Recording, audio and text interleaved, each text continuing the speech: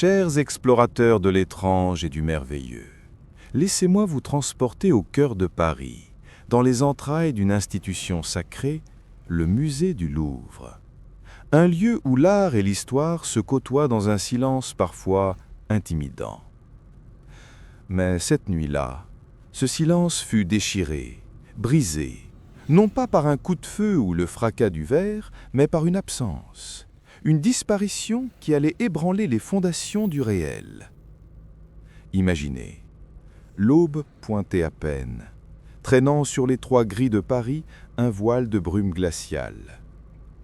Les toits du Louvre, majestueux et anciens, luisaient sous une pluie fine. Le seul bruit, le cliquetis régulier des gouttes sur les vieilles vitres, berçait la quiétude ancestrale. Puis, soudain, une sirène d'alarme, une stridence aiguë qui lacéra la nuit, envoyant les gardiens dans une course folle à travers les couloirs interminables. Leurs lampes torches, comme des furets lumineux, dansaient sur les chefs-d'œuvre millénaires cherchant la moindre brèche, le moindre signe d'intrusion. Mais il n'y avait rien. Aucune fenêtre brisée, aucune porte forcée.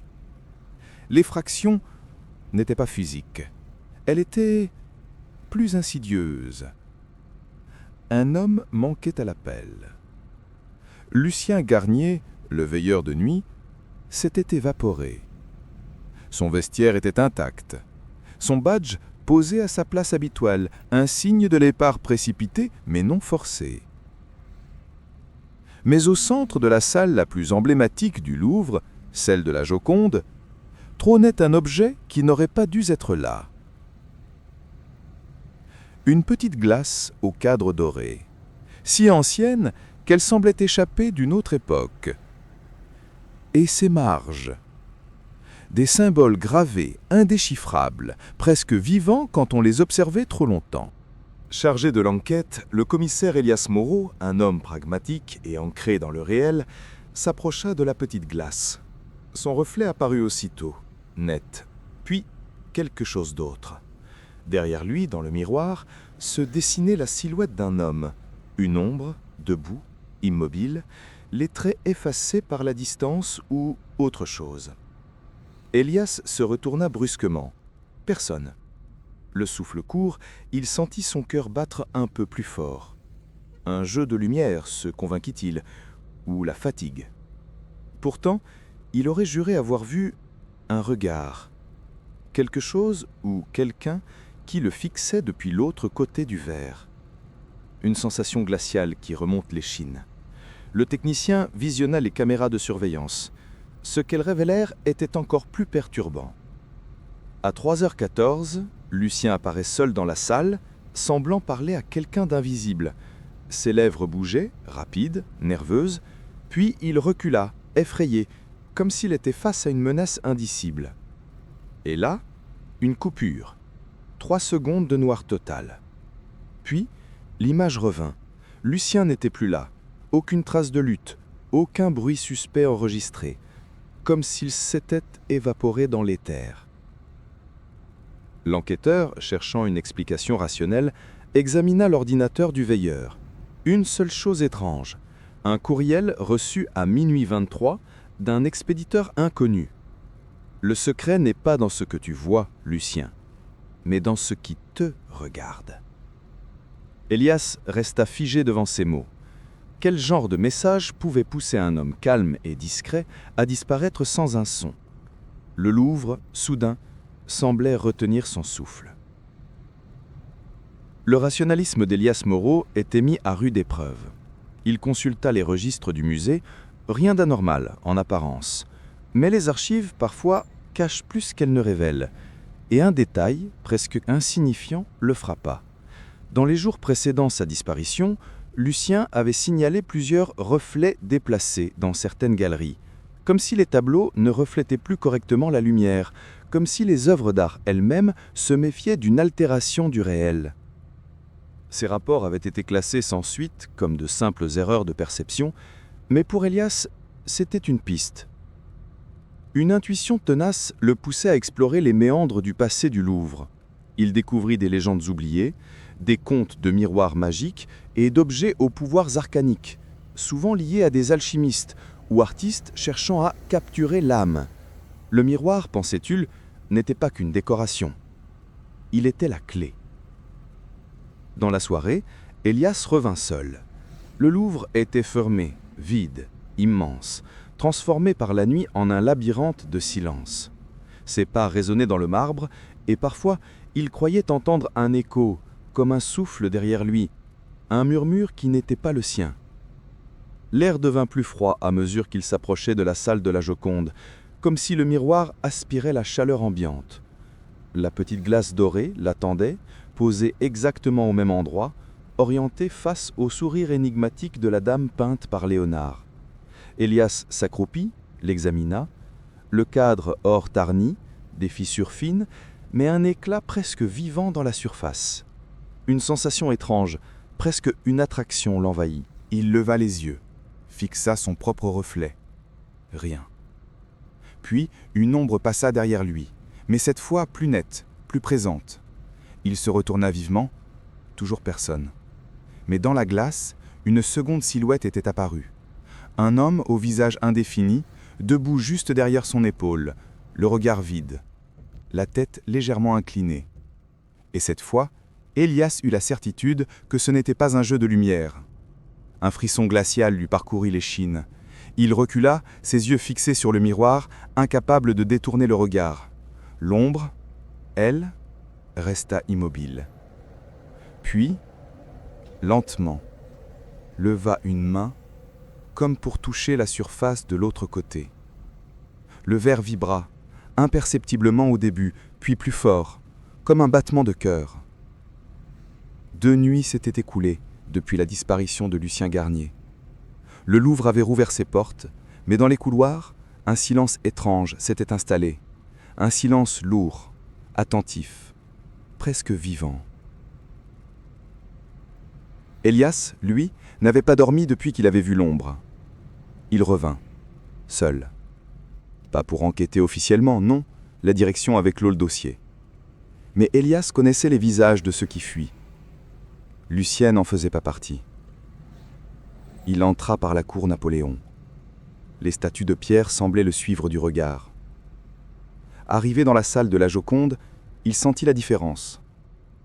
L'air était plus froid. L'obscurité plus dense.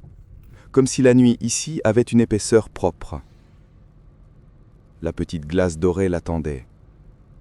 Il s'approcha lentement, son souffle visible dans l'air glacé. Sa lampe tremblait. Il dirigea le faisceau sur le miroir. Ce qu'il vit d'abord, ce fut son reflet, pâle, fatigué. Mais derrière lui, la salle n'était plus la même. Le Louvre avait disparu. À la place, une chambre ancienne, éclairée par des chandelles, des rideaux rouges, lourds, un parquet noirci. Et au centre, un homme debout, vêtu d'un manteau d'époque, le visage caché derrière un masque d'argent. Elias recula, le cœur battant. Mais le miroir resta figé sur cette autre réalité. Il osa parler, d'une voix rauque. « Qui êtes-vous » Le silence lui répondit. Puis, après un instant, une voix douce, presque un murmure, s'éleva. Non pas de la chambre, mais du miroir lui-même. Un gardien. Et toi ?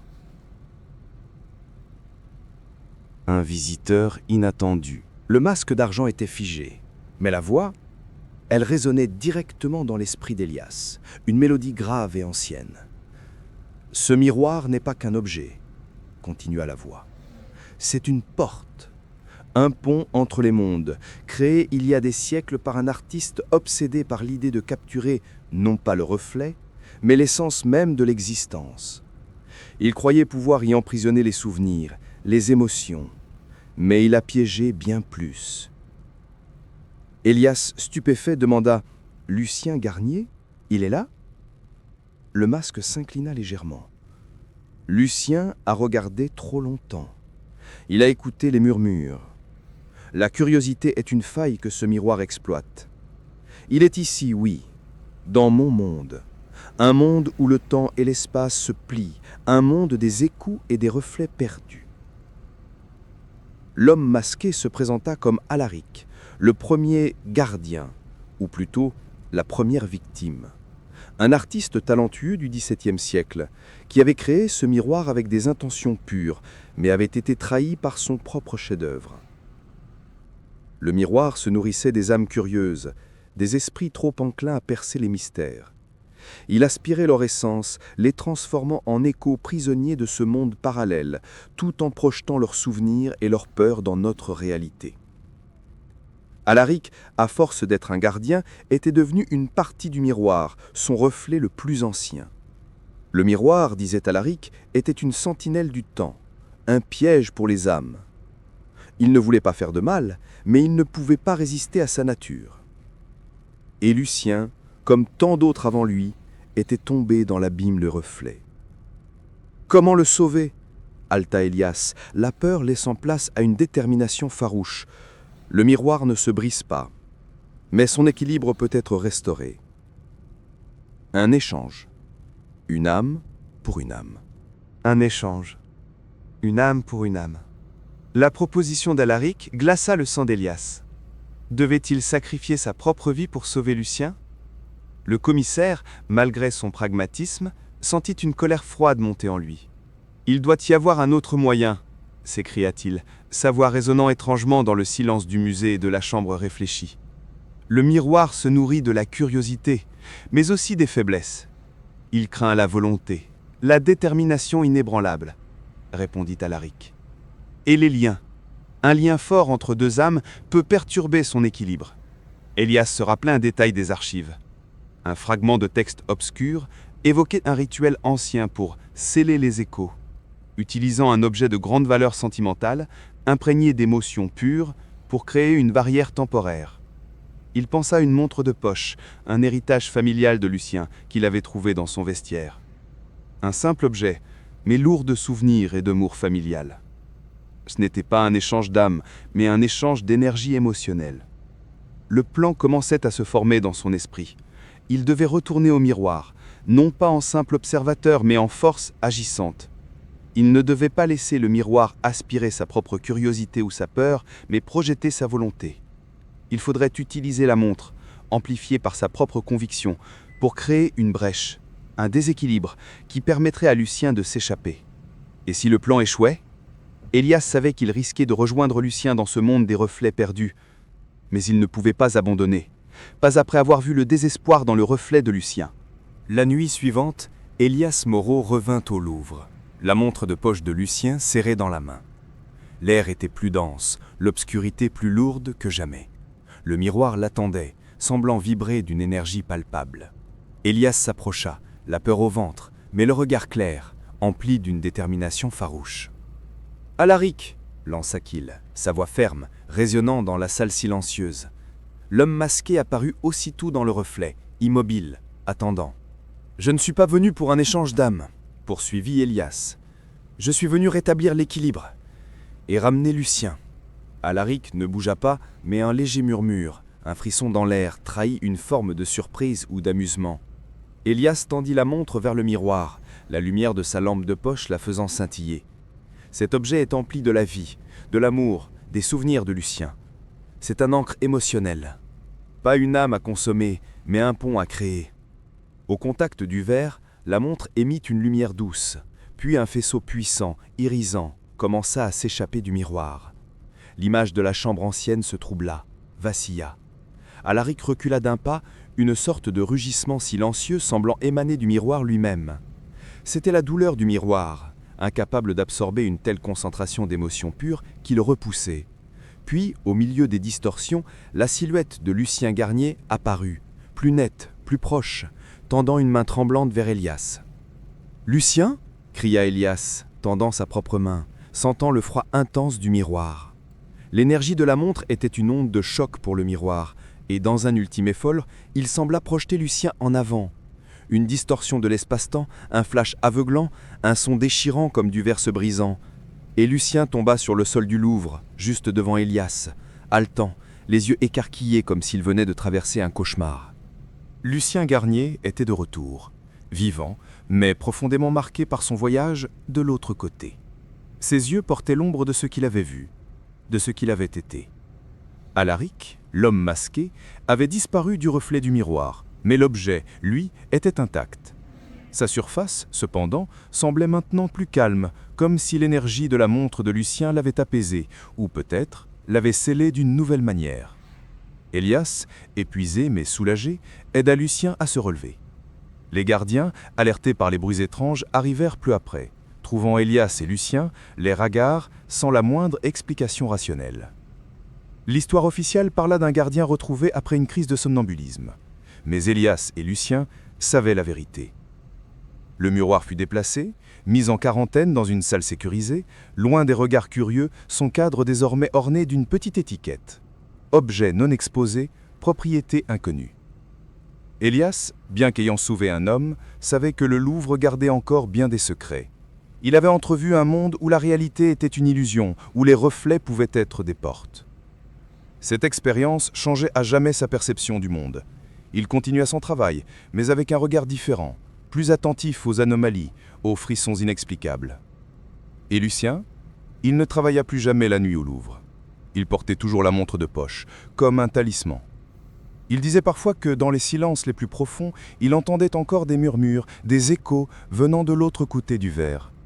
Des échos que seul lui, désormais, pouvait percevoir. Le Louvre, ses murs millénaires, ses œuvres d'art intemporelles, continuent de veiller. Et quelque part, dans ses profondeurs, un miroir ancien attend, peut-être, un autre regard curieux, une autre âme à explorer. L'équilibre avait été restauré, oui. Mais pour combien de temps ? Et ainsi se termine l'incroyable histoire du miroir du Louvre et de ceux qui ont osé regarder au-delà des apparences. Un rappel que notre monde regorge de mystères, parfois juste derrière notre reflet. Nous espérons que ce voyage aux frontières du réel vous a captivé. Si vous avez été fasciné par cette énigme et que vous souhaitez plonger dans d'autres récits aussi troublants qu'envoûtants, n'oubliez pas de vous abonner à la chaîne. Laissez un commentaire pour nous dire ce que vous auriez fait à la place d'Elias et partagez cette histoire avec vos amis amateurs de mystères. Votre soutien nous aide à continuer d'explorer les recoins les plus sombres et les plus merveilleux de notre imaginaire. À très vite pour une nouvelle aventure.